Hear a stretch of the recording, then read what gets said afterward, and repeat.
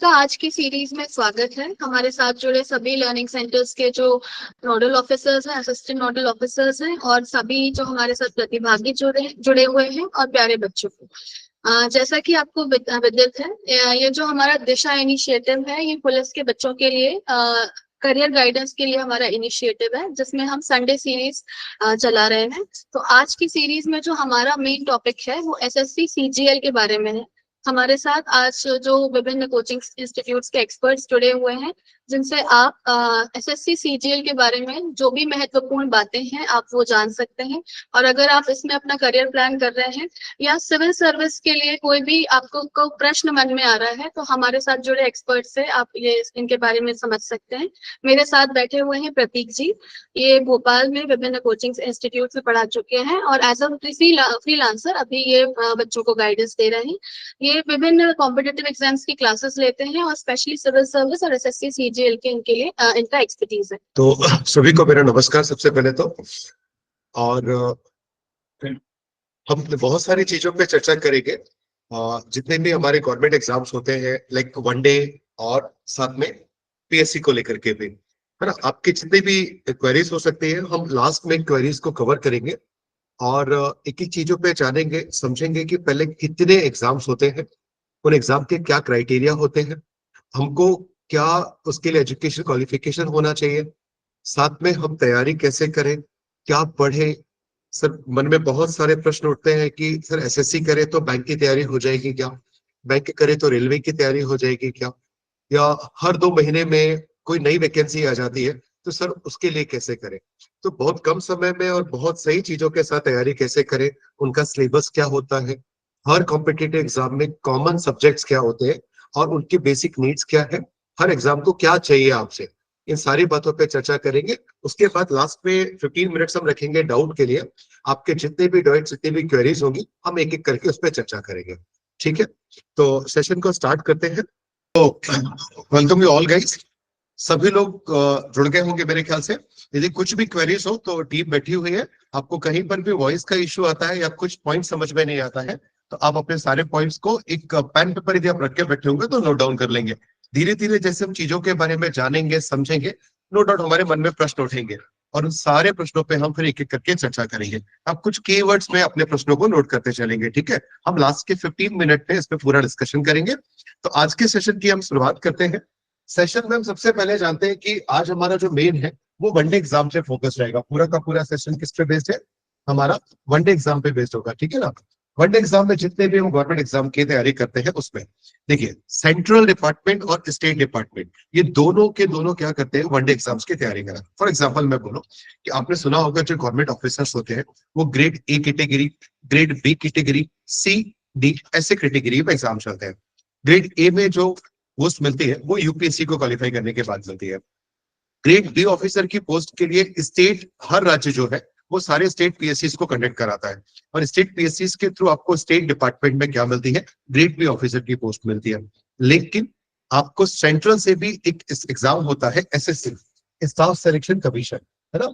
ये एसएससी भी आपको ग्रेड बी ऑफिसर की पोस्ट देता है सेंट्रल डिपार्टमेंट में। इससे आप ऑल ओवर इंडिया में जितने भी सेंट्रल के डिपार्टमेंट है, लाइक इंटेलिजेंस ब्यूरो की बात करें, होम अफेयर्स की बात करें, है ना, ऐसे बहुत सारे डिपार्टमेंट है, स्टैटिस्टिक्स डिपार्टमेंट की बात करें, इन सब में आपको पोस्टिंग मिलती है।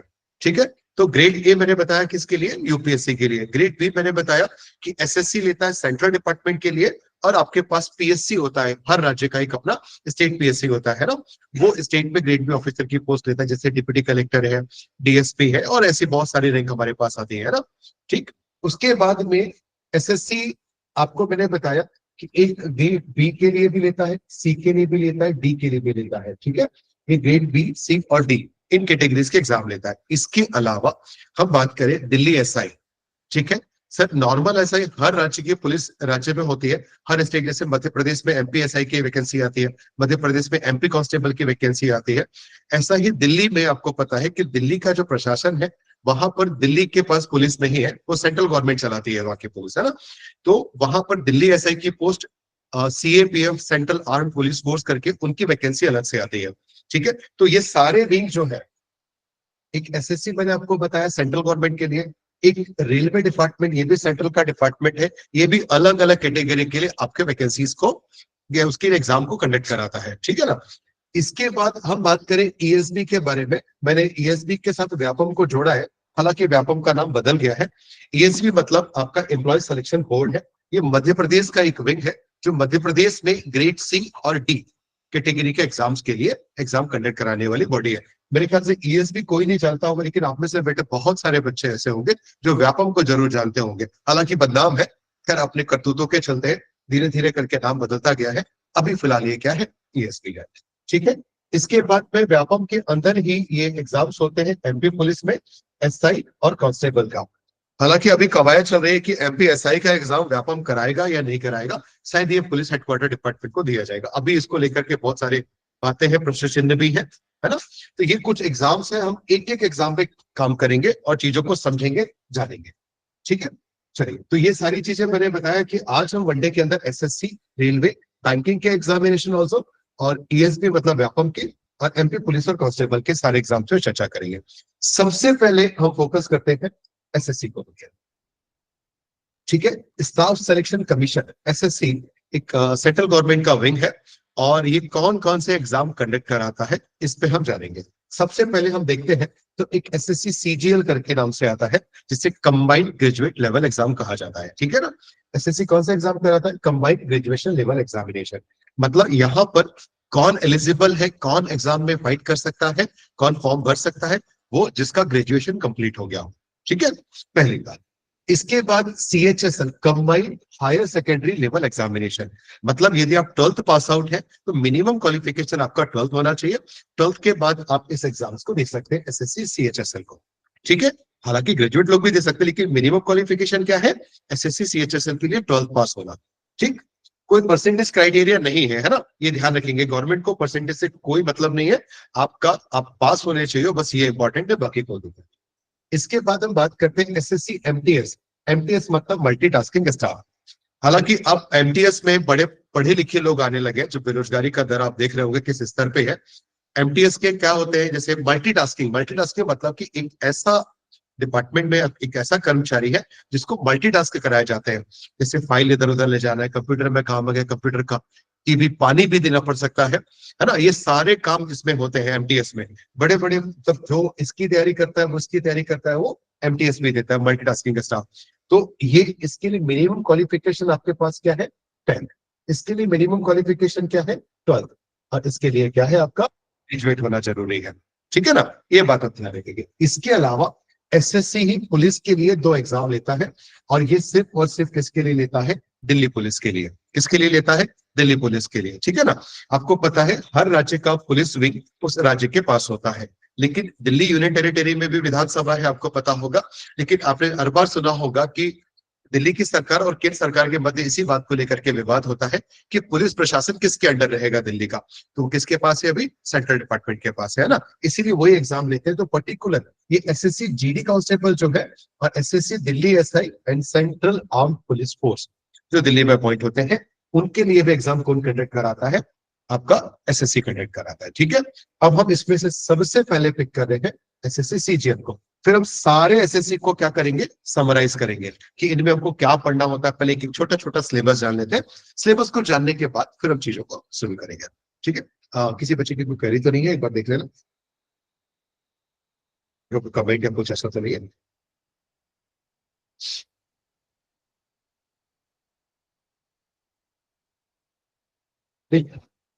ठीक है, कुछ आगे तो मुझे बताना। चलिए, सबसे पहले बात करते हैं एसएससी सीजीएल। इससे पहले मैं कुछ जो इनमें कॉमन चीज है, मैं आपको सारी चीजें बता देता हूँ एसएससी के इन एग्जाम्स के लिए।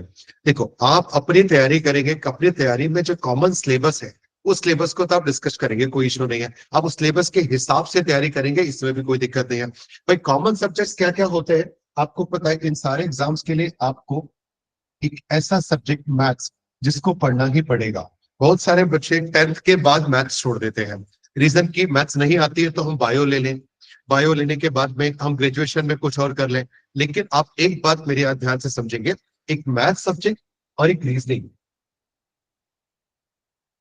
ठीक है। मैथ्स और रीजनिंग 2 ऐसे सब्जेक्ट हैं बच्चे जिसके लिए आप यदि गवर्नमेंट सेक्टर की तैयारी कर रहे हैं तो आपको इनके नहीं हो सकता। फिर चाहे आप नर्सिंग का एग्जाम क्यों ना दे रहे हो, चाहे फिर आप DSSB के एग्जाम होते हैं, एम्स के एग्जाम होते हैं नर्सिंग कैटेगरी में। पता है कि कुछ बच्चे 10th के बाद मैथ्स पसंद नहीं होती तो बायो ले लेते हैं, और बायो लेने के बाद में लगता है कि आगे अब मैथ्स से छुटकारा मिल गया। नहीं साहब, यदि गवर्नमेंट एग्जाम की तैयारी करना है तो आपको मैथ्स करना ही पड़ेगा और रीजनिंग करना ही पड़ेगा। तार्किक क्षमता, एक रीजनिंग इंटेलिजेंसी आपके अंदर होनी चाहिए। ठीक है, ये बात सबके समझ में आ गई होगी। इसके बाद में मैथ्स और रीजनिंग के लिए आप SSC दे दो, बैंक दे दो, रेलवे दे दो, PSC दे दो, इवन इफ UPSC क्यों ना दे दो, इनमें भी CSET में आपको मैथ्स आती है। स्टेट PSCs में आपने देखा होगा मेंस के सिलेबस में भी आपको मैथ्स रहती है। ठीक है ना, तो आप तो सबसे पहले ये बोल दें कि सर, जिसके मन में भी ये प्रश्न होगा कि क्या मैथ्स और रीजनिंग पढ़ना कंपलसरी है, जरूरी है, इसके बिना काम नहीं बन पाएगा, तो सर नहीं बन पाएगा, ये करना पड़ेगा आपको। दूसरी चीज, कई बच्चों के मन में प्रश्न होता है कि सर हमारी मैथ्स कमजोर है, सर हमने तो 10th के बाद मैथ्स नहीं लेते, हमने 8 सब्जेक्ट ले लिया था, हमने ये किया था सर, लगभग 10-15 साल हो गए या 6-7 साल हो गए, हमने मैथ्स नहीं की है। ठीक है, तो मैं आपको बता दूं कि पूरे competitive exam all over the India में जो भी गवर्नमेंट एग्जाम्स होते हैं उनमें जो मैथ्स आती है, वो मैथ्स सिर्फ 6th स्टैंडर्ड से लेकर के 10th स्टैंडर्ड तक की आती है, और हर बच्चा 6 से लेकर के 10 तक मैथ्स पढ़ता है। 10th के बाद की मैथ्स किसी कॉम्पिटिटिव एग्जाम में नहीं आती है। तो आपके मन से आप भ्रांति निकाल लेंगे कि सर हमने मैथ्स नहीं पढ़ा है, हमने ये चीज नहीं किया तो हमें नहीं पड़ेगा। ठीक है ना, ये आपको करना ही पड़ेगा, और इतना बेसिक आपको आता है। ठीक, बहुत टफ क्वेश्चंस नहीं आते हैं। बहुत सारा ऐसा यूट्यूब यूनिवर्सिटी में आपने देखा होगा, बड़े सारे टफ क्वेश्चंस, कैसे करें क्या करें, बिल्कुल नहीं आता। क्वेश्चन सबसे इजी क्वेश्चन आते हैं। बस होता क्या है, टाइम ड्यूरेशन में करना, इतनी सी बात है। उसके लिए आपको एक स्मार्ट स्ट्रेटेजी जरूरी है, एक स्मार्ट वे में तैयारी करना जरूरी है। ठीक है ना, मैं आपको बहुत सारी चीजें सटीकता से बताऊंगा, आप चीजों को समझेंगे तो। ठीक है, मैथ्स रीजनिंग आपको कॉमन करना है। और अब कोई भी कॉम्पिटिटिव एग्जाम हो, चाहे वो SSC हो, चाहे वो रेलवे हो, चाहे वो व्यापम का हो, आपको टाइपिंग आना कंपलसरी है। ठीक है ना, क्या आना कंपलसरी है? टाइपिंग। यदि टाइपिंग आपको नहीं आती है तो आप SSC CGL भूल जाइए, आप SSC CHSL भूल जाइए। ठीक है, आप रेलवे की मैक्सिमम पोस्ट भूल जाइए, और व्यापम में भी आने वाली ग्रुप 4 ग्रुप 3 की मैक्सिमम पोस्ट को भूल जाइए। बिना टाइपिंग के आपका कोई भी कॉम्पिटिटिव एग्जाम नहीं निकलेगा। पहले ऐसा होता था कि कुछ कैटेगरी के लिए टाइपिंग टेस्ट होता था। अब SSC CGL और SSC CHSL, इन दोनों के मेंस में आपको 15 मिनट का टाइपिंग टेस्ट लेना कंपलसरी है। आप मेंस में भले टॉप क्यों ना कर जाओ, इट डजेंट मैटर, कोई फर्क नहीं पड़ता। लेकिन यदि आपने टाइपिंग टेस्ट डिस्क्वालीफाई कर दिया तो आप टॉपर भी क्यों ना हो, आपको बाहर कर दिया जाएगा। ठीक है, तो ध्यान रखना टाइपिंग। ऐसे ही हम जब व्यापम की बात करते हैं तो व्यापम के लिए भी अपने को एक CPCT का एग्जाम होता है, आपने सुना होगा। ठीक है, CPCT का एक एग्जाम होता है। CPCT के एग्जाम के लिए भी आपको टाइपिंग चाहिए होती है ना। इसमें थोड़ी सी कम स्पीड चाहिए होती है, लेकिन सेंट्रल गवर्नमेंट के एग्जाम के लिए आपको ज्यादा स्पीड चाहिए। यदि आप टाइपिंग कर रहे हो तो आपको ध्यान रखना, हिंदी में जो टाइपिंग चाहिए आपको, वो लगभग 35 वर्ड के हिसाब से चाहिए। ठीक है ना, कितना? 35 वर्ड पर मिनट आपको स्पीड कम से कम हिंदी में होनी चाहिए, और इंग्लिश में आपकी 35 से लेकर के 40 के बीच में स्पीड होनी चाहिए। ठीक है, यदि इतनी स्पीड है तो आप कोई भी कंप्यूटर का एग्जाम क्वालिफाई कर पाएंगे विद इन एक्यूरेसी के साथ में। जैसे मैं CPCT की बात करूं तो CPCT में आपको हिंदी में कितना चाहिए सर? 20 वर्ड पर मिनट चाहिए। और इंग्लिश कितना चाहिए सर? तो 30 वर्ड पर मिनट चाहिए। लेकिन यदि आप SSC CGL CHSL में आते हो तो आपको यही 35 और क्या हो जाती है? 40 हो जाती है। CPCT आप एक बार क्वालिफाई कर लेते हो तो आपके पास CPCT का सर्टिफिकेट होता है 7 साल के लिए वैलिड। कितने साल के लिए? 7 साल के लिए वैलिड होता है। आप एक बार एग्जाम दो, 7 साल तक आपका टेंशन फ्री। ठीक है, लेकिन बाकी एग्जाम में आपको करना ही पड़ेगा। ठीक है ना, तो अब ये कहे कि सर एक बार प्री दे देते हैं, प्री निकल गया तो मेंस में अपन टाइपिंग कर लेंगे। तो ध्यान रखना, प्री और मेंस के बीच में हार्डली 2 महीने का ड्यूरेशन होता है। कितने महीने का? 2 महीने का। और इन 2 महीने के ड्यूरेशन में आप मेंस की तैयारी करोगे या टाइपिंग करोगे? ठीक है, ये गलतियां मैंने भी की है बेटा, लेकिन आप लोग मत करना ये गलतियां। ठीक है, हमको लगता है कि हम प्री निकल जाएगा तब कर लेंगे, नहीं। आप रोज कुछ मत करें, अपने लाइफ का आधा घंटा दें। कितना घंटा चाहिए? आधा घंटा सिर्फ आप अपना डेली का टाइपिंग को दें। 15 मिनट हिंदी, 15 मिनट इंग्लिश। आप 6 महीने इस चीज को कंटिन्यू रखो, आपको आराम से 6-7 मतलब 5-6 महीने के अंदर में आपकी टाइपिंग आने लगेगी। और टाइपिंग के लिए टाइपिंग सेंटर जाने की जरूरत नहीं है। लैपटॉप होना कंपलसरी नहीं है। बहुत सारे बच्चों के पास ये मन में बहाने आते हैं कि सर मेरे पास लैपटॉप नहीं है, या मैं कहाँ टाइपिंग जाऊं, मैं क्या करूं। इस सब की कोई जरूरत नहीं है। अब मॉडर्न टेक्नोलॉजी, डिजिटल इंडिया है, सारी सुविधाएं उपलब्ध है। आप सबके पास फोन है तो 300 रुपए का खर्चा आपको करना है। कितने रुपए का? 300 रुपीज का, जिसमें 250 रुपए का कीबोर्ड लेके आना है, और लगभग 50 रुपए का एक ओटीजी आता है, ठीक है ना, जिससे आप मोबाइल से उस कीबोर्ड को कनेक्ट कर सकते हो। और 10 रुपए का आपने मोबाइल का पैड ले लिया, ये सबके पास होता है, ठीक है। बस आप उसमें एक एप्लीकेशन है टाइपिंग बाबा, मैं चाहे तो लिख के देता हूं, उसका एप्लीकेशन है ना, एक एप्लीकेशन है टाइपिंग बाबा एप्लीकेशन, ठीक है ना।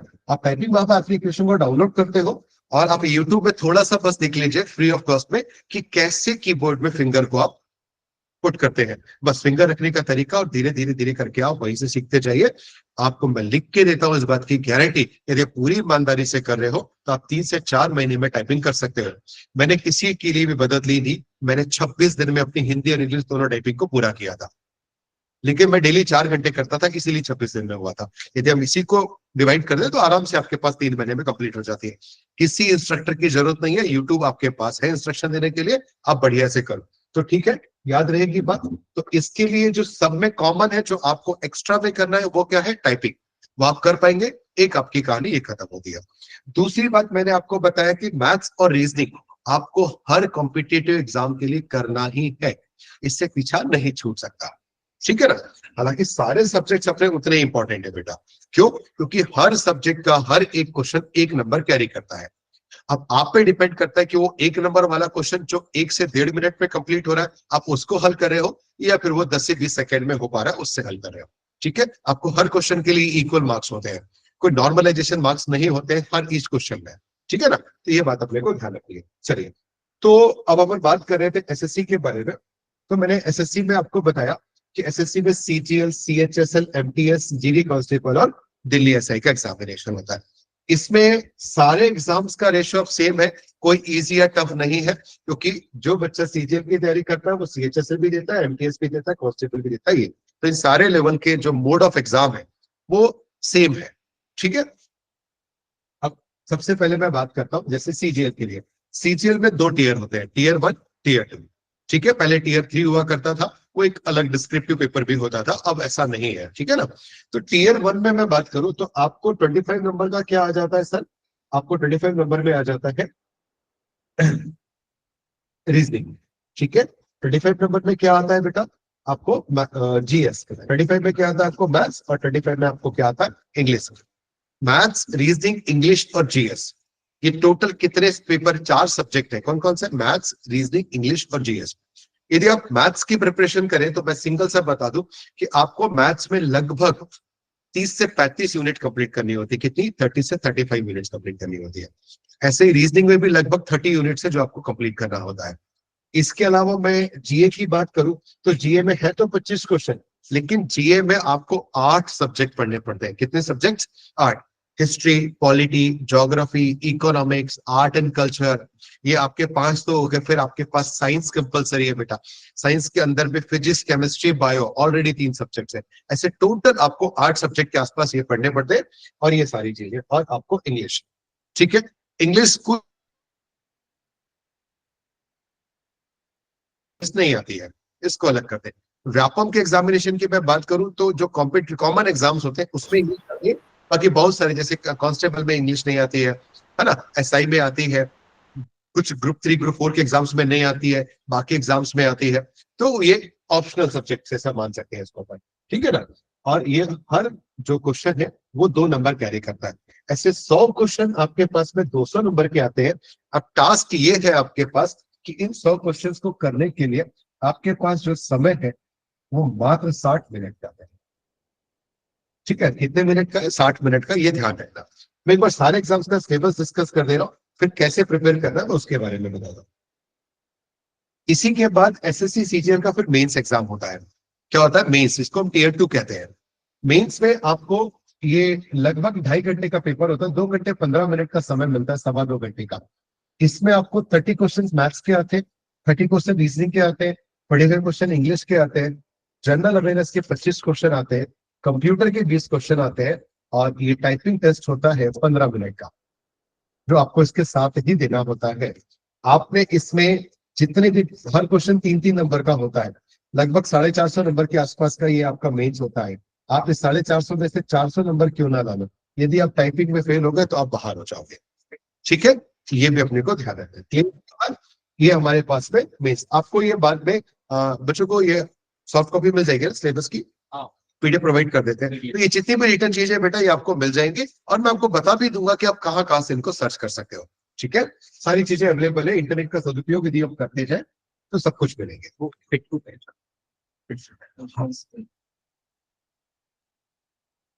ठीक, इसके बाद मेरे पास है CHSL, हायर सेकेंडरी लेवल। देखिए आप इसके लिए भी सेम सिनेरियो है, सेम 25 मैथ्स है, 25 रीजनिंग है, 25 जीके है ना, और 25 इंग्लिश आपके पास में है। सेम क्वेश्चन है, 1 आवर मिलता है और 20 मिनट्स एक्स्ट्रा मिलते हैं जो विजुअली इंपायर्ड और विजुअली डिसेबल्ड बच्चे जो होते हैं ना, उनके लिए रहता है। बाकी CGL CHSL का सिलेबस सेम है, एग्जाम एरिया भी सेम है। इजीनेस और टफनेस में 19-20 थोड़ा फर्क होता है, बाकी कोई फर्क नहीं होता।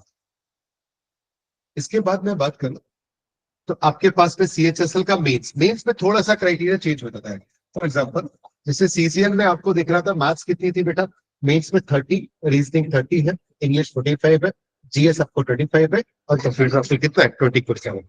यही सिनेरियो बदल जाता है, और बदलने के बाद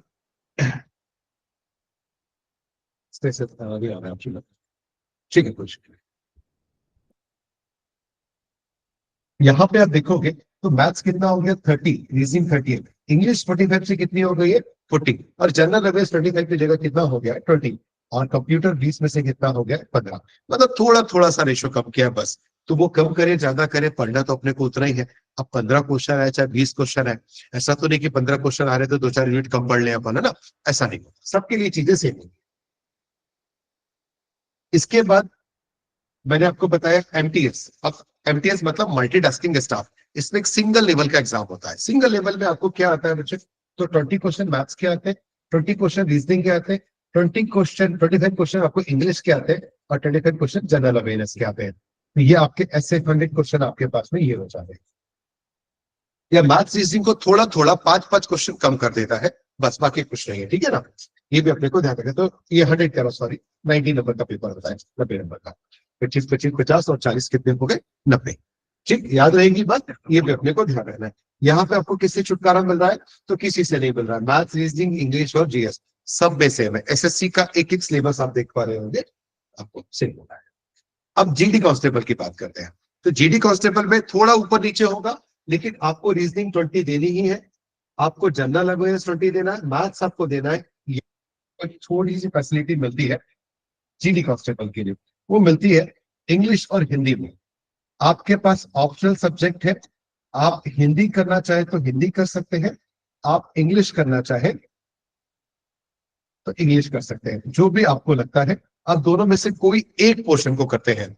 ठीक है, ऐसे आपके पास आपको SSC GD में 80 क्वेश्चन करने के लिए मिलते हैं। टाइम कितना है सर, वही 1 घंटे का। 1 घंटे में कितने क्वेश्चन करने हैं, 80 क्वेश्चन करने हैं। यहाँ पर आपको हिंदी इंग्लिश ऑप्शनल है, आपको हिंदी लगता है आप हिंदी कर लो, इंग्लिश लगती है इंग्लिश कर लो, जो आपको लगता है वो कर सकते हो। क्लियर है बात, लेकिन आपको GS मैथ्स और रीजनिंग करनी ही होगी। चलिए, इसके बाद बात करें दिल्ली SI के पेपर के बारे में। ठीक है, दिल्ली SI के बारे में मैं बात करूं तो यहाँ पर आपके पास में एक ही एग्जाम होता है, यहाँ मेंस नहीं होता है। अब एक ही एग्जाम की मैं बात करूं तो बहुत सारी चीजें देखने को मिलेंगी। यहाँ पे आपके पास 25 की जगह 50 क्वेश्चन रीजनिंग के आते हैं, 50 क्वेश्चन GS के आते हैं, 50 मैथ्स आती है, और 50 क्या आती है, इंग्लिश आती है। ठीक है, वो 25-25 का क्राइटेरिया कितना हो गया, 50-50 हो गया। तो ड्यूरेशन भी कितना हो गया सर, 2 आवर्स का हो गया। मतलब टाइम कैसा मिल गया, डबल मिल गया। SSC GD की एक बड़ी खास बात है, अभी कुछ हफ्ते पहले ही रिजल्ट आया है, एक आध हफ्ता भी नहीं हुआ कल से पूरा कंप्लीट, 5-6 दिन पहले रिजल्ट आया है SSC दिल्ली SI का। तो इसमें जिन्होंने क्वालिफाई किया, वो क्वालिफाई के बाद इसमें होता है फिजिकल टेस्ट। क्या होता है आपका, फिजिकल फिटनेस टेस्ट होता है। आप फिजिकल फिटनेस टेस्ट पास करते हो तो आपको फिर Tier 2 देने का मौका मिलता है। और Tier 2 देने में आपको 200 क्वेश्चन सिर्फ और सिर्फ इंग्लिश के आते हैं 2 घंटे के लिए। कितने घंटे के लिए, 2 घंटे के लिए 200 क्वेश्चन आते हैं इंग्लिश के लिए। ठीक है, और आपके मन में हो सकता है मेरी बातों को करते हुए बहुत सारे प्रश्न उठ रहे होंगे, लेकिन आने वाले पूरे समय में अभी जितने भी टाइम का हमारा क्लासेस है, एक एक डाउट आपके मन से क्लियर हो जाएगा। हो सकता है कि आप अभी कुछ प्रश्न उठ रहे होंगे तो आप उसको क्वेश्चन बना के लिख लेना, और हो सकता है कि एंड आते तक उन सारे प्रश्नों के उत्तर आपको ऑलरेडी मिल जाएंगे। ठीक है, तो यदि ऐसा मन में ईगरनेस आ रही हो तो थोड़ा सा पेशेंस भी रख सकते हैं बेटा ना। तो ये ध्यान रखेंगे 200 नंबर की खाली इंग्लिश आती है। ठीक है, ये सारी चीजें आपके पास में है। इसके बाद रेलवे। अब मैं एसएससी के बाद रेलवे की बात करूं तो रेलवे में आपके पास एक एग्जाम होता है एनटीपीसी। कौन सा एग्जाम होता है बच्चे? एनटीपीसी का एग्जाम होता है। ठीक है, एक आपके पास आता है एनटीपीसी। एनटीपीसी में सारी पोस्ट आती है, स्टेशन मास्टर की पोस्ट आती है, टीटी की, टीसी की, ऐसी बहुत सारी पोस्ट आती है। रेलवे भी पुलिस फोर्स है, जो रेलवे पुलिस फोर्स होती है आरपीएफ, आरपीएफ एसआई और आरपीएफ कांस्टेबल के एग्जाम लेता है। ठीक है ना, मतलब यहां पर भी आपको पुलिस विंग देखने को मिलती है। इन सारे एग्जाम्स में एक सबसे बड़ी खास बात क्या है कि यहां आपको इंग्लिश नहीं आती है। रेलवे में आपको इंग्लिश से छुटकारा मिल जाता है। बहुत सारे बच्चों के सुकून में आया होगा कि चलो कम से कम एक जगह से तो इंग्लिश हटी। ठीक है ना, तो ये बात ध्यान रखिए इसमें आपको ध्यान रखना है क्या नहीं आती है सर? तो इंग्लिश नहीं आती है।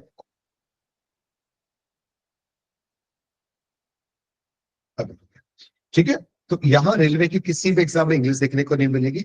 आपका क्राइटेरिया सिर्फ मैथ्स, रीजनिंग और जीएस में है। एनटीपीसी में आपको प्री में आते हैं 100 क्वेश्चन और मेंस में आते हैं 120 क्वेश्चन। और इसका क्राइटेरिया बटा होता है, मतलब जैसे 100 का मैंने सिनारियो बैठा तो 100 आपका बैठता है लाइक 30, 30 और 40। 30 आपके पास मैथ्स मिल जाएगी, 30 आपको रीजनिंग मिल जाएगी और 30 आपको जीएस मिल जाएगा। यही चीज जब मेंस में आती है तो ये 35, 35 और ये 50 हो जाता है। बस इतना सा चेंजेस आता है, बाकी कुछ नहीं। आपको मैथ्स, रीजनिंग और जीएस पढ़ना है। आप देख पा रहे होंगे कि यहाँ पर भी मैथ्स और रीजनिंग से छुटकारा नहीं मिलता है। कई बार हमको ऐसा लगता है कि चलिए ठीक है सर, ये जब गवर्नमेंट एग्जाम में हमको मैथ्स रीजनिंग पढ़ना ही है तो जाने देते हैं, अपन प्राइवेट नौकरी करते हैं। प्राइवेट नौकरी में जैसे इंजीनियरिंग आप कर रहे होगे, हायर एजुकेशन आप कर रहे होगे, इंजीनियरिंग के बाद आपको गेट का एग्जाम देना होता है, एमबी के लिए कैट का एग्जाम देना होता है। कोई भी प्राइवेट कंपनी में इंटरव्यू के लिए आपका पहले एक रिटन टेस्ट होता है। इन सारे प्राइवेट सेक्टर के टेस्ट में भी क्वांट और एप्टी जरूर आता है। क्वांट एंड एप्टीट्यूड आपने देखा होगा, एलआर के नाम से जाना जाता है लॉजिकल रीजनिंग को। वैसा गवर्नमेंट एग्जाम वाले थोड़े से गरीब माने जाते हैं कि वो बढ़िया रीजनिंग, मैथ्स, इंग्लिश ऐसा बोलते हैं। और यही चीज जो एप्टी वाले चले जाते हैं ना, जैसे थोड़ा गेट वेट में है, सॉफ्टवेयर कंपनीज में चले जाओ तो बोलेंगे क्वांट और एलआर आता है यार। एक बार बच्चे ने मुझसे बोला कि सर क्वांट और एलआर मेरे को पढ़ना है। मैंने कहा यार क्वांट तो समझ में आया कि मैथ से, एलआर क्या है? Logical reasoning. अच्छा, मैंने कहा ये पढ़नी है। उनको लग रहा था बहुत बड़ी चीज पढ़नी होगी। क्वांट और एलआर ऐसा नाम सुनते हैं ना, तो वो चीज है। पढ़ना सबको सेम है, करना कुछ नहीं है, मेहनत आपको करनी पड़ेगी। तो इससे छुटकारा तो उधर भी नहीं मिल सकता, बायो साइड में नहीं मिल सकता, पीएससी में नहीं मिल सकता, यूपीएससी में नहीं मिल सकता। यूपीएससी के अलावा सारे एग्जाम जिसमें ऑलरेडी मैथ्स आती उसमें नहीं मिल सकता। प्राइवेट नौकरी करना है तो नहीं मिल सकता। ठीक है, सारे एग्जाम्स के लिए आपको मैथ्स और रीजनिंग तो करना ही पड़ेगा, इससे आप छूट नहीं सकते हो।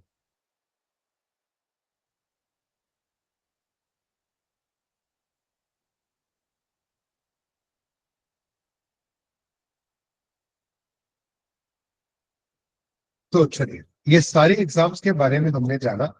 यही चीज व्यापम में भी आती है ना? और जो भी एग्जाम्स मैंने आपको बताया सब में आती है। अब बात आती है सर, सबसे पहला प्रश्न सबके मन में होता है, कैसे तैयारी करें?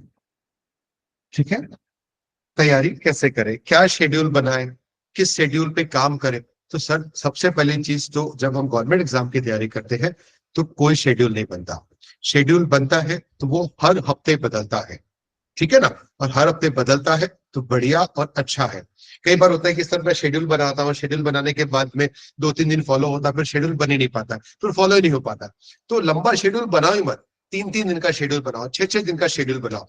शेड्यूल उतना ही बनाओ जितना फॉलो कर सकते हो, हर हफ्ते शेड्यूल को चेंज करो, लेकिन छोटे छोटे टारगेट्स लो और टारगेट को पूरा करो। चलिए, जैसे मैं आपको बताऊं, मैं कहना चाह रहा था कि जैसे आपके पास में एक सब्जेक्ट है मैथ्स, में एक एक सब्जेक्ट पे डिस्कशन करूंगा। कि अब जैसे आपके पास मैथ्स है, अब मैथ्स में आपने देखा कि सारे कॉम्पिटिटिव एग्जाम में या तो 25 या फिर कितना सर, आपके पास 30 या 35 क्वेश्चन आपको देखने को मिलते हैं। इतने क्वेश्चंस आपको देखने को मिले सारे एग्जाम्स में, कितने? 25, 30, 35 क्वेश्चंस मिनिमम आपको इतने करने ही होते हैं। अब बात ये आती है सर कि कोई भी कॉम्पिटिटिव एग्जाम में, जैसे मैंने बात किया एसएससी के बारे में, तो एसएससी में आप देखोगे आपको 60 मिनट मिलते हैं। कितने मिनट मिलते हैं? 60 मिनट मिलते हैं। और क्वेश्चन कितने होते हैं सर? 100 क्वेश्चन होते हैं। मैंने कहा आप कोई रेलवे का एग्जाम देते हो तो रेलवे के एग्जाम में आपको मिलते हैं 90 मिनट। कितने मिनट मिलते हैं? 90 मिनट। और होते कितने हैं? 100 क्वेश्चन। यही चीज आप व्यापम की देते हो तो व्यापम में आपको मिलते हैं सर इसके लिए 120 minute for the 100 question only. तो सोचो, एक सेंट्रल गवर्नमेंट का एग्जाम वही 100 क्वेश्चन करने के लिए आपको 60 मिनट दे रहा है, रेलवे 90 मिनट दे रहा है, और व्यापम आपको कितना दे रहा है? 120 मिनट, मतलब 2 घंटे, 1 घंटा और 1.5 घंटे। कितना डिफरेंस है सर? तो सर इसमें करते ज्यादा परफेक्ट समय नहीं सर, इनमें क्राइटेरिया भी चेंज हो जाता है। एसएससी जब 60 मिनट में आपसे 100 क्वेश्चन कराता है, इसका मतलब ये कि आप ऑन एन एवरेज यदि 1 मिनट में एक क्वेश्चन कैरी करते हो तो आप मान के चलो कि 60 मिनट में कितने क्वेश्चन हो पाएंगे? सिर्फ 60 क्वेश्चन ही हो पाएंगे। कितने क्वेश्चन हो पाएंगे? 60 क्वेश्चन। और आप क्वालिफाई कर पाओगे क्या? नहीं।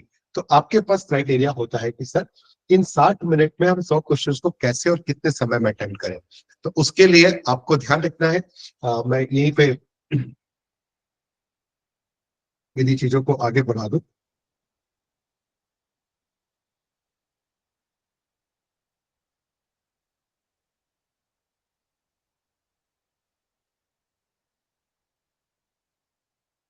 तो सबसे पहले तो हम मोटा मोटा एसएससी के लिए बात कर ले। एसएससी में आपके पास कितने घंटे हैं? 1 आवर है। आपको क्या करना है सर? मैथ्स करनी है, रीजनिंग करनी है, आपको इंग्लिश करना है, आपको जीएस करना है। ठीक है? कितने मिनट में करना है सर? 60 मिनट में करना है। आपको कुछ भी करके मैथ्स को हार्डली 18 से ज्यादा करें तो 20 मिनट, बस उससे ज्यादा आप नहीं दे सकते। आपको 18 से 20 मिनट में मैथ्स को खत्म करना ही होगा। Same for reasoning. रीजनिंग आपको 15 मिनट में करनी ही होगी। यदि आप ये कर पाते हो तो 20 और 15 कितने मिनट चलेंगे आपके? 35 मिनट चलेंगे साहब। अब आपके पास बचे 25 मिनट। अब 25 मिनट में आपके पास कितने क्वेश्चन बचे? 50 क्वेश्चन। इंग्लिश भी उसमें और जीएस भी उसमें है। आप कुछ भी करके लगभग 12 से 13 मिनट जो है आप इसको दे सकते हो इसमें, या 13 मिनट मैंने नहीं भी बोला, आप इसको भी 15 मिनट दे दो।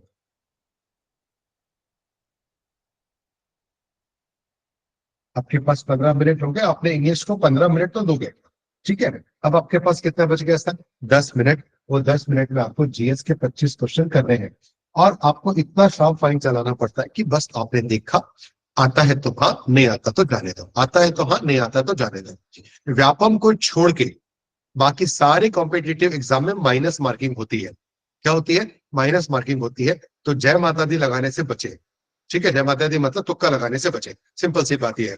व्यापम में बकायदा लगा, कोई दिक्कत नहीं है, जय माता दी करके जितना तुक्का लगाना है, लेकिन एसएससी और रेलवे में बचे क्योंकि यहाँ माइनस मार्किंग होती है। यदि आपने यहाँ पर तुक्का लगाया तो जो सही क्वेश्चन है वो भी जाएगा और जो गलत है वो तो गया ही गया।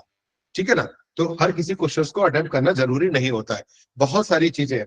अब सबसे पहले सर इतने समय में इसको मैं कैसे करूं? क्या क्राइटेरिया करूं? ह्यूमन साइकोलॉजी कहती है, बहुत सारे बच्चे क्या करते हैं, मैथ्स को सबसे आखिरी में करते हैं। सर मैं पूछता हूँ कि सबसे पहले क्या करते हो? तो बोले सर जीएस से शुरू करते हैं, रीजनिंग करते हैं, फिर जीके और मैथ्स। बोले सर सबसे आखिरी में करते हैं। ऐसा काम बिल्कुल नहीं करना। क्यों नहीं करना? उसके पीछे का रीजन बताना।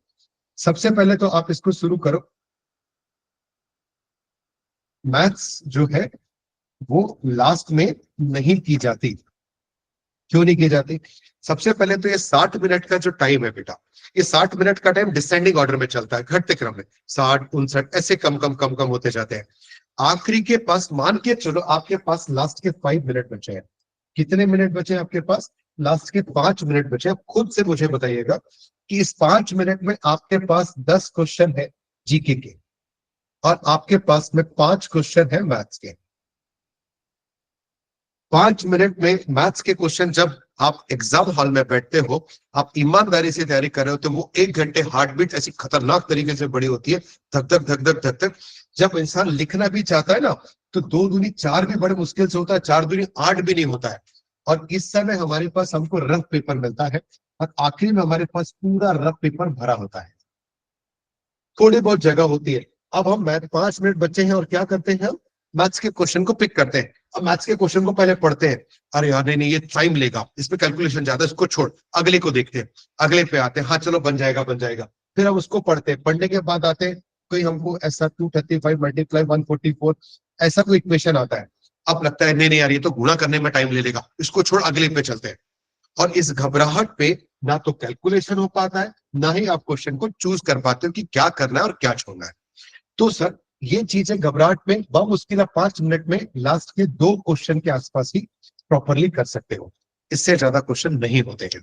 अब चाहो तो आप प्रैक्टिस सेशन लगा के देखना 1 घंटे का, और मैथ्स आखिरी में करके देखना, आपको ये चीजें समझ में आ जाएंगी। ठीक है, तो इससे बचे।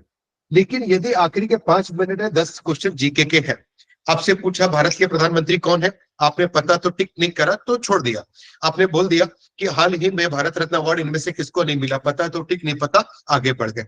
खट खट खट खट क्या होते हैं, जीएस के क्वेश्चन होते हैं, पता है तो हाँ, नहीं पता तो जाने दो। लेकिन आप उस 5 मिनट में 10 क्वेश्चन इजीली कवर कर सकते हो जीके जीएस के। भाई आपको पता है फाउंटेन पेन का आविष्कार किसने किया, पता है तो ठीक, नहीं पता तो जाने दो। आपको क्वेश्चन देख के पता चल जाता है कि इसका आंसर आपको आता है या नहीं आता है। लेकिन मैथ्स को आप डायरेक्ट देख करके नहीं बता सकते हो, आपको पहले मैथ्स के क्वेश्चन को पढ़ना पड़ेगा, अच्छा अच्छा ये फॉर्मूला लगेगा, ये पूछ रहा है, इसमें समय जाता है। ठीक है, और उस समय आखिरी के 5 मिनट में कितना प्रेशर होता है एग्जाम में। ठीक है, तो वो चीजों को बचना है। दूसरी चीज, फिर सर कैसे करें, मन में प्रश्न यही उठ रहा होगा कि तो सर फिर आप ही बता दो, जब आप ऐसा कह रहे हो तो कि क्या करें फिर पहले। तो सर सबसे पहला काम एसएससी के लिए, रेलवे के लिए, बैंकिंग के लिए, किसी भी एग्जाम के लिए, तो सबसे पहले अपन एसएससी को फोकस करें तो एसएससी पे डिस्कशन करते हैं। आपको सबसे पहले तो मिलता है रफ पेपर। मैं अपनी स्ट्रेटेजी बताता हूं, मैं क्या करता था। आपको पता है जब आप एग्जाम सेंटर में जाते हो, देखो सबसे पहली बात तो ये है कि एग्जाम साल में एक बार आता है। यदि आपकी छोटी सी गलती हुई तो आप 1 साल पीछे जाते हो, ये बात ध्यान रखना। सबसे पहले तो एग्जाम सेंटर में आप जाते हो तो कोई आपको ये कहे कि एग्जाम से एक रात पहले रिलैक्स होना चाहिए, आपसे कोई ये कहता है, आप यूट्यूब यूनिवर्सिटी में आजकल बहुत सारे बच्चे, एक तो सबसे पहली चीज कि यदि आप एसएससी या वनडे एग्जाम की तैयारी कर रहे हो तो यूपीएससी और पीएससी मतलब डिप्टी कलेक्टर, आईएएस, आईपीएस, इनकी 10 सेकंड की रील्स को देख के मोटिवेट मत होना। पहली चीज तो आप यूपीएससी या आईपीएस की रील्स को देख के मोटिवेट होते और करते क्या हो, कांस्टेबल की तैयारी। वो और उनका स्ट्रेटेजी और अपने स्ट्रेटेजी में जमीन आसमान का फर्क है भाई। तो उनसे मोटिवेट होकर इधर की तैयारी करने से तो कोई मतलब नहीं है, पहली चीज। ये तो गलती करना नहीं। दूसरी बात कि जब आप एग्जाम देने जाते हो तो बहुत सारे लोग बोलते हैं कि एग्जाम से एक दिन पहले बढ़िया रिलैक्स करना चाहिए, आपने साल भर पढ़ा है, और सब बढ़िया मस्त मूवी देखो, सुकून मनाओ, अगले दिन फ्रेश माइंड होकर पेपर देखने जाओ। मैं आपको जेन्युइन बता रहा हूँ, यदि जो जेन्युइन तैयारी करता है वो ये सब फालतू के काम नहीं करता है। मैं कोई यदि मेरे को कोई बोले कि आपका कल एग्जाम है और आज तू मूवी देख ले, भाई अब नहीं देख पाऊंगा मैं तो। और जो पढ़ने वाला बच्चा वो नहीं देखता है, उसको घबराहट होती है, रात को नींद नहीं आती। यदि ऐसा है तो बिल्कुल सही है, आप बढ़िया स्वस्थ हो, आपको कोई दिक्कत नहीं है। सबको घबराहट होती है, मेरे को भी होती है। जो ईमानदारी से तैयारी करता है उसको घबराहट होती है, वो पेपर के रात भी पढ़ता है, पेपर के सुबह उठ के भी पढ़ता है। तो ऐसा कर रहे हो तो अब एक नॉर्मल ह्यूमन बींग हो, करो, कोई दिक्कत नहीं, आपकी मेहनत है, बिल्कुल उसको हिसाब से करो। तीसरी चीज, कोई कहे कि ऐसे करना चाहिए, ऐसे करना चाहिए, इतने घंटे पढ़ना चाहिए, नहीं सर। यदि आप अपने कॉम्पिटेटिव एग्जाम की तैयारी में है तो you have to make your own schedule. आपको खुद का शेड्यूल खुद तय करना होगा कि आपको 10 बजे नींद आती है, कि आपको 12 बजे नींद आती है। अब मेरे को नहीं आती है रात को तो मैं लेट नाइट पढ़ूंगा, जिसको दिन में पढ़ना वो दिन में पढ़े भाई, कोई फर्क नहीं पड़ता। दूसरी चीज, आज के सिनेरियो के हिसाब से मेरा मानना है कि हर एक स्टूडेंट को कम से कम 8 घंटे सोना चाहिए। 6 घंटे या 7 घंटे में आधी नींद में उठ के और फिर तैयारी को वो एफर्ट देना, वो मैं नहीं मानता कि सही है। पुरानी आबो हवा अलग थी, पुराना इन्वायरमेंट अलग था, डिजिटल मीडिया का उपयोग नहीं था। 6 घंटे में शारीरिक थकान खत्म हो जाती थी और आपको बढ़िया से आपकी नींद पूरी हो जाती थी। आज इतना न्यूसेंस है, इतना पॉल्यूशन है, आपके पास एक सबसे बड़ी समस्या तो फोन है। इन सब चीजों के साथ में आपके मानसिक थकान को समय कम से कम 8 घंटे की नींद चाहिए। आप 8 घंटे की नींद लो, बढ़िया सुकून से, प्रॉपर वे में सो, नींद पूरी होगी तो जो आप 3 घंटे बैठ के पढ़ते हो वो आप 1.5 घंटे में निपटा दोगे, बहुत अच्छे तरीके से। बहुत लंबा टारगेट लेके मत पढ़ो, 1 घंटा पढ़ो, आधा घंटा मूवी देख लो, वेब सीरीज देख लो, जो करना है कर लो, फोन पे बात को छोड़ के बाकी सब कर लो। स्टेटस मत देखना, स्टेटस देखे तो फिर इन्फ्लुएंस हो जाओगे। स्टेटस रात को सोते समय भी मत देखे ना, दिन के कुछ रूटीन में देख दुखा लिए तो ठीक है, रात को स्टेटस देख के और दिक्कत मत करना कि यार वो तो घूमने का, मैं क्या इधर ही तैयारी कर रहा हूँ बैठ के। ये सब सारी चीजें इन्फ्लुएंस करती है, तो इनसे बचना। ठीक, तो मैंने आपको पहले तो बता दिया क्या कि किसी के शेड्यूल से नहीं करना, आप अपना शेड्यूल खुद बनाओ। यदि आपके अंदर इतनी भी समझ नहीं है तो फिर तैयारी करना छोड़ देना। ये 12th पास आउट के लिए नहीं है, जो ग्रेजुएट हो चुके हैं, जो इसमें बहुत सारे ऐसे बच्चे हैं जो मेरे ख्याल से 12th में अभी होंगे या 12th पास आउट कर चुके होंगे, जो ग्रेजुएट हो चुके होंगे या अंडर ग्रेजुएट होंगे। लेकिन यदि आप 12th पास कर चुके हो तो आपका सचेतन अवस्था इतनी हो जाती है कि आपको कब पढ़ना अच्छा लगता है, कब आपको पढ़ना चाहिए, ये शेड्यूल आपको खुद से बनाना है। ठीक। दूसरी बात में आया था कि जब आप पेपर देने जाओगे कोई भी कॉम्पिटिटिव एग्जाम, तो आप अपने साथ कुछ ना लेके जाओ, एक टोटका लेके जाओ, वो है लौंग इलायची का। देखो, राष्ट्रीय पाउच गुटखा ये सब चीजें अलाउ नहीं होती हैं, लेकिन लौंग और इलायची आपके जेब में है तो आपको कोई मना नहीं करता। हमारे घर में कोई अतिथि आता है तो हम उसको क्या देते हैं, लौंग इलायची, वो प्यार से खा लेता है, सुपारी बल्कि नहीं खाएगा वो, क्योंकि लौंग इलायची कोई भी खा लेता है। आप लेकर के जाओ, मैं भी एग्जाम में जाता हूँ तो मैं लौंग इलायची लेकर के जाता हूँ, थोड़ी देर 2-4। अब आपको सबसे पहले क्या होता है, जब एग्जाम हॉल में आप एंटर करते हो आपको गार्ड चेक करता है। गार्ड आपको चेक करता है, बोले ये क्या है, बोले लौंग इलायची है, सर लो ना। गार्ड को भी दे दिया। आपका मन बड़ा अच्छा है, आपको हैक्टिक नहीं होगा कि उससे बहस करना नहीं पड़ेगा। बोलेगा जाओ जाओ, एक प्यारी सी स्माइल आपने गार्ड को दे दी, गार्ड ने आपको दे दी, आप खुशी मन से एंटर करते हो। एंटर करने के बाद जब एग्जाम सेंटर में जाते हो, कई बार दोपहर में पेपर होता है, कई बार शाम को पेपर होता है, कभी अर्ली मॉर्निंग पेपर होता है, नींद पूरी नहीं होती है। सफर करके एग्जाम सेंटर में जाते हैं तो हमारे साथ समस्या आती है कि उस समय हमको नींद आती है, नींद के झोंके आते हैं, बड़ा अजीब सा लगता है, पानी पी के काम चलाते हैं, बहुत सारी दिक्कतें आती है। आप लौंग इलायची निकाल के सामने रख दो टेबल में। अब जब वो जो एग्जाम सेंटर में जिनकी ड्यूटी होती है टीचर्स की, वो आपके पास आते हैं, अच्छा बोले लौंग इलायची मैम लीजिए ना, एक आध लौंग इलायची उनको भी दे दो। तो जो रब पेपर देने आते हैं ना, रब पेपर में एक बार में एक ही रब पेपर देते हैं, मैडम 2 दे दो, 3 दे दो, बोले नहीं मिलेगा, बाद में मिलेगा, सीधे बैठो, अंदर चेयर करके बैठो। बिल्कुल उनको प्यारी से स्माइल दो और आप बिल्कुल जैसा बोलते हैं मान के चलो कि वो 1 घंटे के लिए आपके खुदा है। यदि आपने उनसे बहस की आपको बाहर निकाल दिया जाएगा, आपका पूरा 1 साल बर्बाद होगा। तो उनसे बहस करके अपने माइंड के सेटअप को नहीं बिगाड़ना। ठीक है, लौंग इलायची उनको दे दी, अब लौंग इलायची दे दी तो उनके ऊपर ऋण हो गया। अब आप यदि आप बोलो कि मैम एक पेपर और दे दो ना प्लीज, तो बोले हाँ ठीक है ठीक है, वो आपको इकट्ठा 2 पेपर दे देंगे। दूसरी चीज कि 10 मिनट जो एक पेपर शुरू होने से पहले के होते हैं, वो 10 मिनट आपको धक धक धक धक शुरू हो जाती है। आप लौंग और इलायची दोनों एक साथ खाओ, बढ़िया से चबाओ, उसकी फ्रेग्रेंस जब मुंह पे बोलती है तो एंजाइटी खत्म होती है, घबराहट कम होती है, नींद का झोंका आ रहा तो तीखेपन से वो सब खत्म हो जाता है और आप एक रिफ्रेश फील करते हो। ठीक है, तो ये थोड़ा सा टोटका है जो लौंग इलायची का आपको साथ कर रहा है। अब आपको रफ पेपर मिल गया, अब आपका पेपर शुरू होने वाला है। रफ पेपर को सबसे पहले तो आप फोल्ड करें, यदि कहीं रफ पेपर होगा तो मैं आपको इस तरीके का कोई एक रफ पेपर मिलेगा और एग्जाम सेंटर में ये रफ पेपर बिल्कुल छन्ना पन्ना मिलता है, इतना पतला कि यदि आपने इसमें पेन चलाया तो आर पार निकल जाएगा। कुछ सेंटर्स तो अच्छा पेज देते हैं, कुछ सेंटर बहुत बकवास पेज देते हैं। आप सिंपल सा है उसको एक ऐसा फोल्ड करो और ऐसा फोल्ड करके अपने पास रखे रहो, और चाहो तो उसको कुछ ऐसा भी फोल्ड कर लो। इससे फायदा क्या मिलता है, एक तो पेपर का विड्थ मोटा हो गया, दूसरी चीज है आप जब घर पे भी प्रैक्टिस करते हो आप ऐसे छोटे छोटे पर्चे पे करो, आप यहाँ पे लिखो, यहाँ पे लिखो, इस तरीके से लिखना शुरू करो, फिर यहाँ पे करो, फिर खोल के। ऐसे से आपका पूरा एक पोर्शन भरता है, दूसरा पोर्शन भरता है, तीसरा पोर्शन भरता है, चौथा पोर्शन।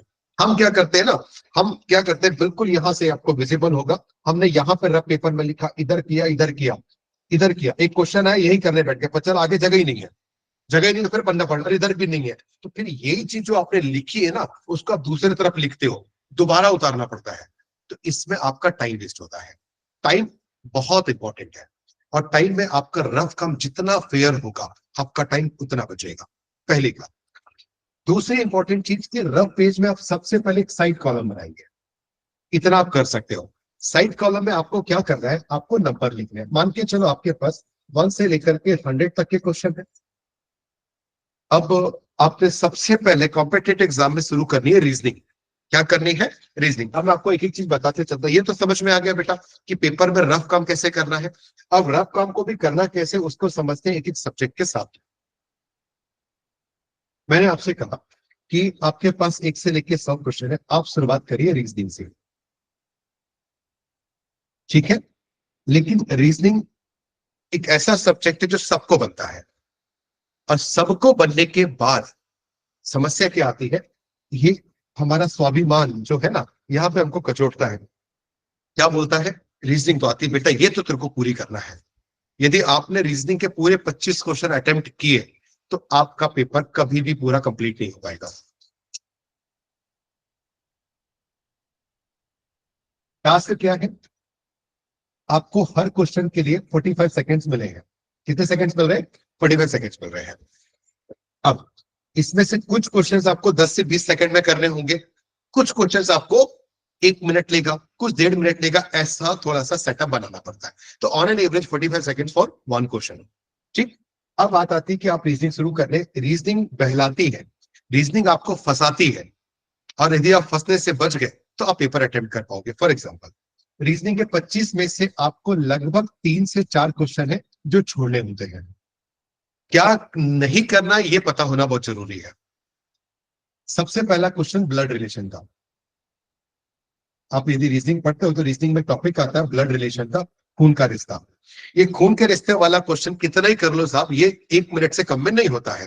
कि एक तस्वीर की ओर इशारा करते हुए एक महिला कहती है कि मेरे पिता के भाई की इकलौती मां के बेटे का बेटा है। अब इस क्वेश्चन का आपको पढ़ना, और पढ़ने के बाद वेन डायग्राम बनाना, वेन डायग्राम बनाने के बाद आप उसको हल करोगे। क्या 1 मिनट से कम समय में हो पाएगा सर, नहीं हो पाएगा।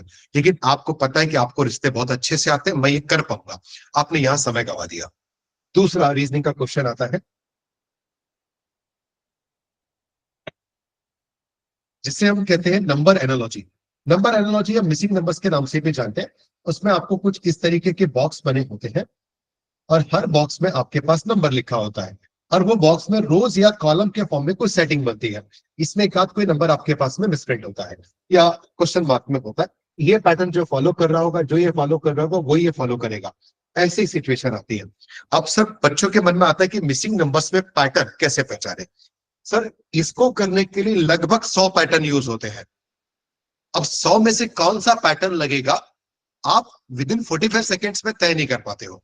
यदि इजी बना है, आपकी कृपा है कि देखते से बन गया, मतलब आपकी किस्मत ने आपका साथ दिया और आपको वो स्ट्रेटेजी समझ में आ गई।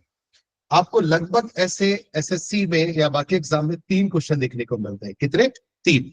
3 में से 2 बहुत इजी होते हैं, एक टफ होता है। 2 है तो एक इजी जो देखते से बन जाएगा, और जो देखते से नहीं बन रहा, then you have to skip it.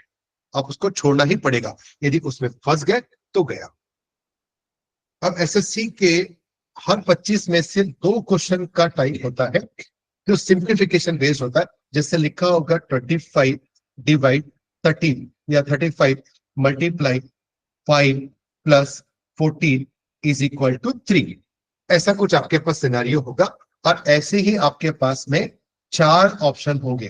कितने ऑप्शन होंगे, 4 ऑप्शन होंगे। और क्वेश्चन होगा, यदि डिवाइड को मल्टीप्लाई कहा जाए, मल्टीप्लाई को प्लस कहा जाए, प्लस को माइनस कहा जाए, और माइनस को क्या कहा जाए, डिवाइड कहा जाए, तो निम्नलिखित में से कौन सा क्वेश्चन सही होगा, ये आपके पास में आता है। अब आपके पास 4 ऑप्शन है बेटा, आप सबके सिंबल चेंज करोगे, पहला काम। मतलब आप लिखोगे, फिर इसके बाद आप इसको हल करोगे। ये एक अपने आप में मैथ्स का एक सिंगल क्वेश्चन है सिंप्लीफिकेशन का, जो बोर्ड मास पे बेस्ड है। आप इस पे ऑप्शन को चेंज करके पुट करोगे, इस पे लगाओगे, इस पे लगाओगे, इस पे लगाओगे। मतलब जब तक आप चारों पे पुट नहीं करते हो, तब तक आपको सही उत्तर नहीं मिलेगा। पहले में मिल गया किस्मत अच्छी, दूसरे में मिल गया किस्मत अच्छी, अपन वर्स्ट से वर्स्ट किस्मत लेके चल रहे हैं, है ना। इन किस्मत में अपन काम करेंगे। अब इनमें से आप 4 क्वेश्चन कर रहे हो ना, तो ये कायदे से देखा जाए तो एक ऑप्शन एक मैथ्स का क्वेश्चन है, आपने 4 क्वेश्चन किया, 4 क्वेश्चन का समय आपने एक क्वेश्चन पे दिया और मिलेगा कितना नंबर? 1 नंबर। ये आपके 4 क्वेश्चन दूसरे होते तो आपको कितने नंबर मिलते? 4 नंबर मिलते। Then you have to skip it. और ऐसे कितने क्वेश्चन आते हैं? 2। 2 क्वेश्चन आपने कर लिए, मतलब लगभग 8 क्वेश्चन तो नहीं कहना चाहिए, लेकिन 6 क्वेश्चन का समय आपने खाली 2 ही क्वेश्चन में गवा दिया। वो 6 क्वेश्चन आपके छूटेंगे, जो आपको हो सकता है नंबर देके जाते हैं। आपके पास एक सीरीज आती है, एल एम डेस एन डेस एल एम एन डेस, ऐसे करके सीरीज आती है। और आपके पास ऑप्शन होते हैं, ऑप्शन में आप फिलअप्स को पुट करते हो, पुट करने के बाद आपको एक सीरीज मिलती है, L M N L M N L M N या L M N O L M N O, ऐसे करके सीरीज मिलती है। जब तक आप 4 ऑप्शन इसमें पुट नहीं कर देते हो तब तक आपको आंसर नहीं मिलता है। 4 ऑप्शन को पुट करना और इसको लिखना, इसका मतलब आपने स्क्रीन से नजर हटाई, आपको समय लगेगा। ये क्वेश्चन भी 1 मिनट से कम समय में नहीं हो सकता। ठीक है, तो ये लगभग 3-4 टाइप जो मैंने आपको बताया, इसको स्किप करना होता है, इनको करना है आखिरी में। पहली बात क्लियर हो गई। अब ऐसा ही मैथ्स के साथ इंग्लिश, आपने सबसे पहले रीजनिंग किया, रीजनिंग में जैसे ये क्वेश्चन आ रहा है then you have to skip it, इसको करना ही नहीं है, इसको छोड़ना है। और सबसे पहले उन 25 में से उन 20 क्वेश्चन को करना है जो 30 सेकंड, 25 सेकंड, 45 सेकंड, 45 सेकंड में हो जाते हैं, और इन क्वेश्चंस को छोड़ना है। ठीक है, एक पहली बात। इसके बाद जैसे आपका रीजनिंग कंप्लीट होता है then you have to jump it on English. English में क्यों जंप करना है? इंग्लिश के 25 क्वेश्चन में आपको पता है कि मेरे को एरर नहीं करना है, मेरे को ग्रामेटिकल क्वेश्चन नहीं करना, मेरे को वॉइस का करना है, नरेशन करना है। आपको क्वेश्चन टैग करना है, करिए, नहीं करना है छोड़िए। Antonyms, synonyms, one word substitution आपके पास आता है, इडियम्स एंड फ्रेजेस आते हैं, एक पैसेज आता है। आपको पता है जिसकी एक्सपर्टीज आप में है, आप सिर्फ उन्हीं को अटेम्प्ट करिए, बाकी को छोड़ दीजिए। तो लगभग आपको 10 से 15 मिनट में इंग्लिश हो जाती है। अब आपका माइंड सेट हो चुका है, आप स्क्रीन से, आपकी आंखें कंफर्ट से जोन में आ गई हैं, आप उस माहौल में बस गए हो। अब आपको टाइम है मैथ्स उठाने का। अब आप मैथ्स को करो। अब आप मैथ्स को 18 से 20 मिनट में निपटाओ। निपटाने के बाद आखिरी में 10 मिनट आपको जीएस के लिए रखने हैं। आप आखिरी में 10 मिनट जीएस करो, आपका पेपर अटेम्प्ट हो जाएगा। अब सर बात ये आती है कि इनमें से बहुत सारे क्वेश्चन हम स्किप करते हैं। हो सकता है हमारा पेपर 5 मिनट पहले हो गया, 5 मिनट हमारे पास बचे हैं, और 5 मिनट में बचे तो ऑन स्क्रीन पे साइड में 1 से लेकर के 100 तक के क्वेश्चन लिखे होते हैं। इन क्वेश्चंस में जिन क्वेश्चंस को आप अटेम्प्ट कर चुके होते हैं उसमें ग्रीन लगा होता है, और जो क्वेश्चन अटेम्प्ट नहीं करते हो वो रेड रहते हैं। अब मान के चलो एक तो आखिरी के 5 मिनट बचे हैं। अब मेरे को यही नहीं पता कि मेरे 8 क्वेश्चन छूटे, 8 में से कौन सा करूं। मान के चलो मेरे पास 15वें नंबर का क्वेश्चन छूटा था, फिर 25वें नंबर का छूटा था, 42वां क्वेश्चन छूटा था, 48वां भी छूटा था, 59वां नंबर का, ये क्वेश्चन नंबर के छूटे हुए थे, मान के चलो इतने क्वेश्चन छूटे थे। अब एक तो आखिरी में समय कम बचा है, कम समय में आपको इन सब चीजों को निपटाना है। अब आप 15 वाले नंबर पे क्लिक करते हो, अरे नहीं नहीं ये टाइम लेगा, इसको छोड़ो छोड़ो, अगले पे चलो। 25वां क्वेश्चन, अरे नहीं नहीं ये भी टाइम लेगा, इसको छोड़ो छोड़ो। 59वां क्वेश्चन, हाँ ये बन जाएगा, इसको कर लेते हैं। फिर आया 42, अरे नहीं नहीं यार ये भी टाइम लेगा, कुछ को पढ़ने के बाद लगता है कि टाइम लेगा। तो आपके आखिरी के 5 मिनट में से 1 मिनट तो इनमें से कौन सा करूं कि नहीं करूं उसमें चला जाता है। क्यों? क्योंकि आप सिस्टमैटिक नहीं थे, आप बिखरे हुए थे। इसको जब सिस्टमैटिक वे में करना है तो ये जो मैंने आपके रफ पेपर में एक लाइन खिंचवाई थी, यहां पर आपको खुद से पता होना चाहिए कि जैसे मैंने रीजनिंग के एलिमेंट छोड़ा है, मैंने पजल छोड़ी है, मैंने ये वाला सिंप्लीफिकेशन छोड़ा है, मैंने ब्लड रिलेशन छोड़ा है। मेरे को पता है इन चारों में से भी सबसे कम समय में ये हो सकता है। तो ये मान के चलिए आपके पास 15 में 25वें नंबर का क्वेश्चन होगा, आप 25 ऊपर लिख दीजिए। इसके बाद 15वें नंबर का क्वेश्चन आपके पास में यदि मान के चलो पजल वाला आ रहा है, उसके बाद आपको करना है, तो उसके नीचे 15 कोने पे लिख दो। आपको पेपर करते समय ही 15वें नंबर का क्वेश्चन पता है, 25वें नंबर का, इतना माइंड सेट होना चाहिए कि इसको ऊपर नीचे लिख दो। आपने ऑटोमेटिकली अपना प्रेफरेंस जमा दिया। अब आपको आखिरी के 5 मिनट है, आपको पता है कि इन 5 में से सबसे पहले क्या करना है, 25वां, फिर 15वां, फिर हो सकता है 59वां करने का हो, 48वां। ये सीक्वेंस आपके पास ऑलरेडी जमा है। तो आखिरी के 5 मिनट जब आप घबराने में जाते हो वो भी आपके बच जाएंगे, और आप प्रॉपर वे में पेपर को अटेम्प्ट करोगे। ये सब आएगा कैसे सर? ये सब तब आएगा जब आप रोज एक पेपर लगाओगे 1 घंटे का, और पूरी स्ट्रेटेजी के साथ में, और लगभग 6 महीने तक। ये ध्यान रखना। दूसरी बात, कि आपको एग्जाम से 1 महीना पहले ये पता चल जाता है कि आपका पेपर कितने बजे और कब होगा। 15 दिन पहले आपको ये पता चल जाता है, 3 दिन पहले आपको सेंटर मिलता है, आपको टाइम स्लॉट दे देता है वो, और साथ में बता देता है कि आपका पेपर कहाँ होगा, किस शहर में होगा। आपको पता चल गया कि आपका पेपर दोपहर में 2 से 3 वाली शिफ्ट में है, और कम वक्त आप पिछले 1 साल से 2 से 3 बजे रोज सोते हो, तो आपका माइंड एक्टिव होगा क्या? नहीं होगा ना। 15 दिन पहले बताने का मतलब ये कि अब आपको क्या करना है, रोज 2:30 बजे या 1:30 बजे आपको बढ़िया से रेडी होना है, आपको एग्जाम सेंटर जैसे अपने टेबल चेयर पे बैठना है, रोज 2 से 3 जिस एग्जाम की आप तैयारी कर रहे हो उसके प्रीवियस ईयर का पेपर लगाना है, उतनी ही ईमानदारी के साथ रोज। और रोज उस पेपर को एनालिस करना है कि मेरे को टाइमिंग में क्या कमी आई थी, मेरे को परसेंटेज के क्वेश्चन ने ज्यादा समय लिया था, मेरे को फला क्वेश्चन ने ज्यादा समय लिया था, मैंने पहले रीजनिंग करी बाद में मैथ्स करी, ये सिनेरियो मैंने यहीं पे अप्लाई करके देख लिया, कौन सी स्ट्रेटेजी मेरे लिए परफेक्ट बैठ रही है। आप 15 दिन में कर लो। 15 दिन बाद जब आपके पास किसी भी हैबिट को लगने के लिए 10 दिन का समय लगता है, आपको हैबिट बन के 2 से 3 उस दिन आपको नींद नहीं आएगी, आपका माइंड उस समय एक्टिव रहेगा और आप पेपर को अच्छे से अटेम्प्ट कर पाओगे। ये भी अपने को ध्यान रखना है। तो बात मेरे ख्याल से क्लियर होगी। तो एक चीज तो मैंने आपको बताया कि पेपर में सिनेरियो कैसा है, रफ काम कैसे करने हैं और चीजों को करना कैसे है। तीसरी बात, बहुत सारे लोग रीजनिंग के बारे में मैं बात करूं तो आपको एबीसीडी आनी चाहिए। क्या आनी चाहिए? एबीसीडी आनी चाहिए। तो मैं जब बच्चों को पढ़ाता तो बच्चे बोलते सर ये तो आती है, लेकिन सर एबीसीडी कॉम्पिटिटिव एग्जाम के लिए नहीं आती आपको। कैसे नहीं आती, इसको समझेंगे।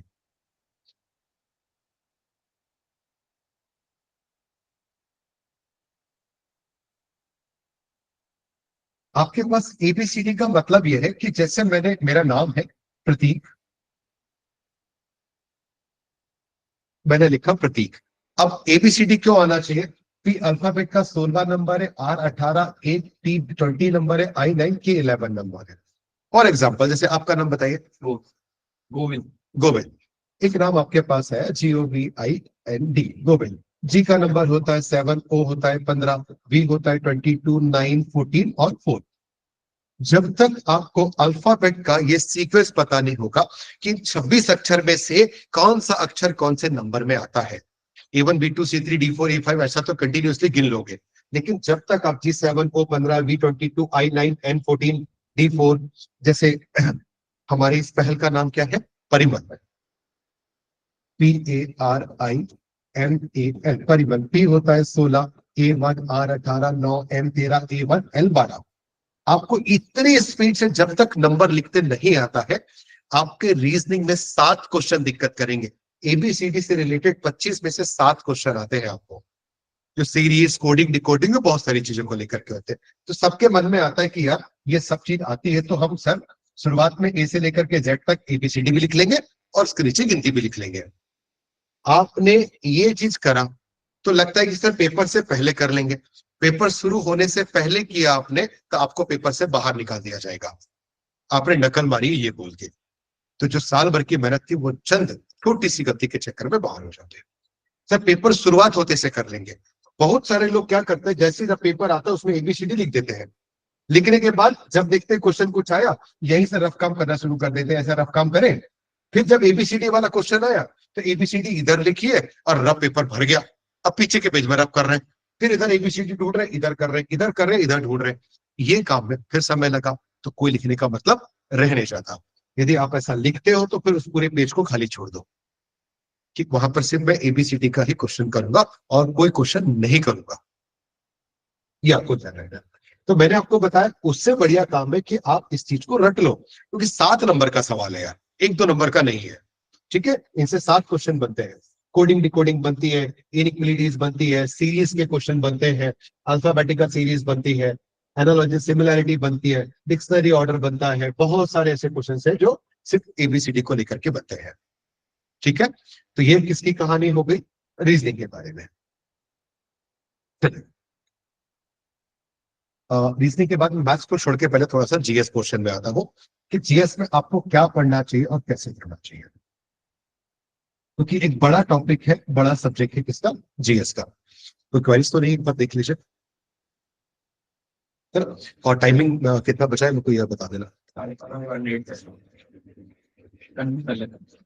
हाँ, क्योंकि एक बार करते हैं, उसके बाद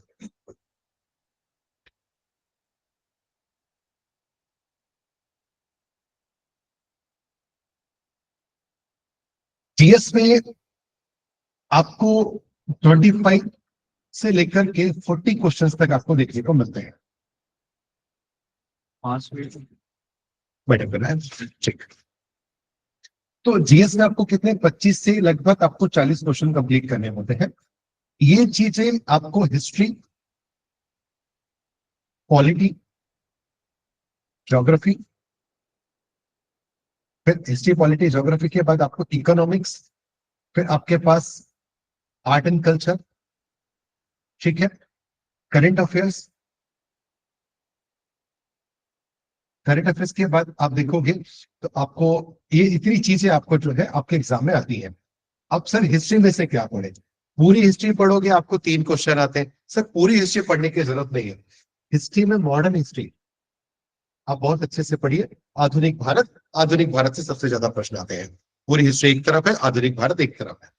पॉलिटी में आपको पूरी पॉलिटी में आप पढ़ते हो, अच्छी बात है, लेकिन आपको पता है पॉलिटी में 3 में से 2 क्वेश्चन तो सिर्फ आर्टिकल से बेस्ड आते हैं। आप आर्टिकल पे फोकस करो।